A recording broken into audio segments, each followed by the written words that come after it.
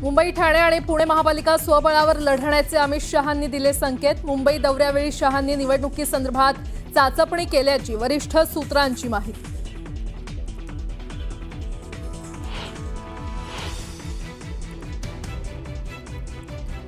महसूल मंत्री चंद्रशेखर बावनकुळेंनी तहसीलदाराला भरला दम। जनता दरबारात 10 पैकी चक्क 8 तक्रारी एकाच तहसीलदाराविरोधात असल्यानं बावनकुळेंची तंबी। सोशल मीडियावर व्हिडिओ व्हायरल।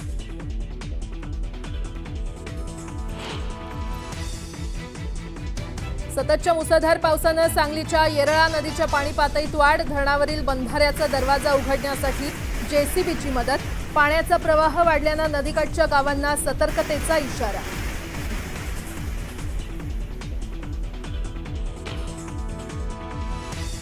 कोल्हापुरातील इंगळी गावात भूस्खलनामुळे जमिनीला भेगा। 20 ते 25 घरांना धोका पोहोचल्यानं घरं जमीनदोस्त होण्याची भीती।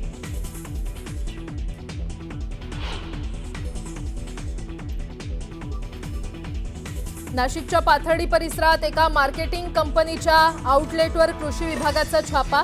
खत विक्रीचा परवाना नसतानाही विक्री केली जात असल्याचं समोर। कंपनीतून मोठ्या प्रमाणात खत जप्त।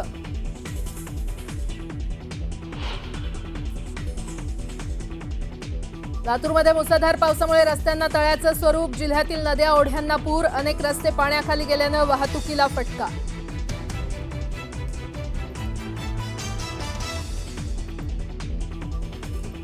छत्रपती संभाजीनगरातील अमोल खोतकर एन्काउंटर प्रकरणाची आता सीआयडीकडून होणार चौकशी। एन्काउंटर प्रकरणासंदर्भात प्रशासनाचा मोठा निर्णय।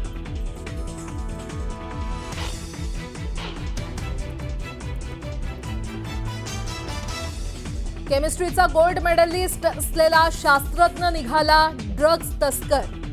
ठाण्यातील बिपिन पटेलला पोलिसांनी ठोकल्या बेड्या। उच्च शिक्षणाचा दुरुपयोग करून मोठमोठ्या कंपन्यांमध्ये काम करून मिळवत होता ड्रग्ज बनवण्याचं साहित्य।